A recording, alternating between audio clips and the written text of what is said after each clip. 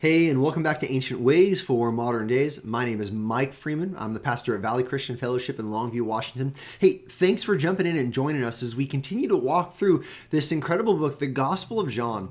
Today we come to the end of John chapter 2. Now, over and over again, we're just learning about Jesus. We're marveling at Jesus. And what we're going to find at the end of John chapter 2 is we're going to see Jesus in his understanding of humanity.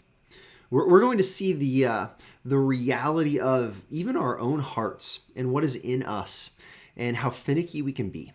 Now, if you remember, yesterday we saw Jesus cleanse the temple. Before that, we saw him in turning water into wine. And remember, this first half of John is really this book of signs as Jesus, he shows his identity by performing these signs. It's more than a miracle. They're called signs to point us, to direct us toward understanding who Jesus is. Well, we saw Jesus cleanse the temple. We saw the disciples in retrospect, they believe in Jesus. And now what we're going to see is Jesus' unwillingness to trust or believe in people. Let me show you what I mean. Just a few verses today. John chapter 2, verses 23 through 25 says, "Now when he was in Jerusalem at the Passover feast, many believed in his name when they saw the signs that he was doing." Now there are more signs happening than what Jesus has done so far. John highlights these important signs, but there's even more. Verse 24, "But Jesus, on his part, did not entrust himself to them because he knew all people and needed no one to bear witness about man, for he himself knew what was in man." Now this word entrust, you see that word trust? Jesus, he did not trust himself. He did not put his confidence, his security in the response of the people believing.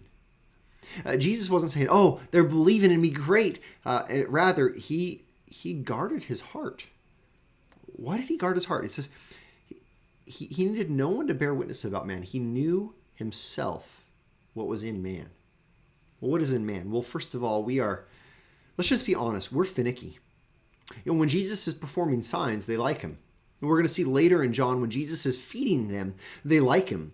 When Jesus teaches them hard things, though, they're finicky. We're finicky. I can be finicky. If Jesus isn't doing what I want him to do, maybe I'll back away. That's what's in our hearts sometimes. Jesus, we have this expectation of you. You must perform what we expect you to perform, or I'm going to go find someone that I think will please me or satisfy me. Jesus knows that's in us. But it's not just that we're finicky. Remember that the mob crying out when Jesus is crucified, "Crucify him, crucify him." The mob turning on him. Those that he has come to save, having no compassion, having no faith, having no loyalty or allegiance. Rather they turn against him. Even his disciples, they flee from him, is what we're going to find. I'll see Jesus, he sees these crowds, that they're believing in him for the time being, but he knows they're finicky. He knows that they might turn on him, that they will turn on him. And so what Jesus does is he does not entrust himself to man. Jesus is able to not entrust himself to man, I think, because Jesus has entrusted himself to the Father. He knows the sovereign Father will care for him, will meet every one of his needs. He knows that the turmoil and the tribulation that he's about to go through, it was foreordained. He knows the cross is ahead of him. We've already seen that. We've seen that he said, "Tear down this temple and I'll rebuild it in 3 days." He's not talking about the temple. He's talking about his own physical death and resurrection. He has entrusted himself to the Father. He has entrusted himself to the plan of the triune God that he set in place before the foundation of the world. And so because of that, he's not looking to man for his confidence or his security. This reminds us, first of all, that Jesus, he didn't need us. He doesn't need us. He's not anxious, waiting. I wonder if they're going to believe in me. I wonder if they're going to worship me. No, he needs nothing from us. We must remember that. He doesn't lack.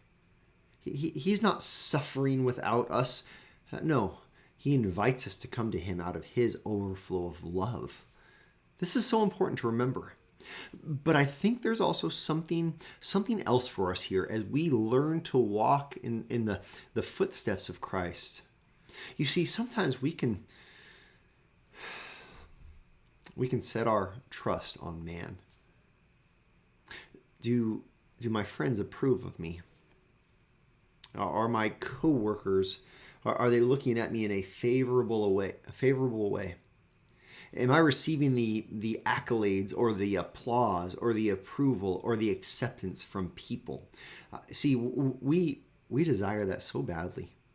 And because we're not divine, we have those needs. But listen, in those moments when our friends betray us, when our coworkers are not faithful to us, in those moments when man disappoints us, we can remember that Jesus, he didn't entrust himself to man. He entrusted himself to the Father. In those moments when people hurt us, it doesn't mean we disregard people and disengage from people, but when people hurt us, we have a greater hope.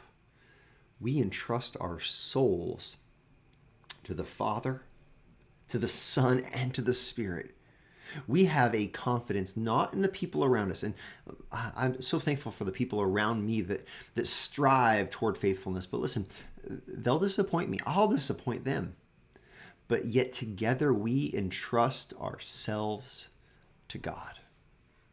This is our ancient way for our modern day. This is where our confidence comes from. This is how we battle our worry and our anxiousness. This is how we deal with those negative thoughts or those negative emotions that people bring toward us. What someone thinks about us, that's not where we find our identity.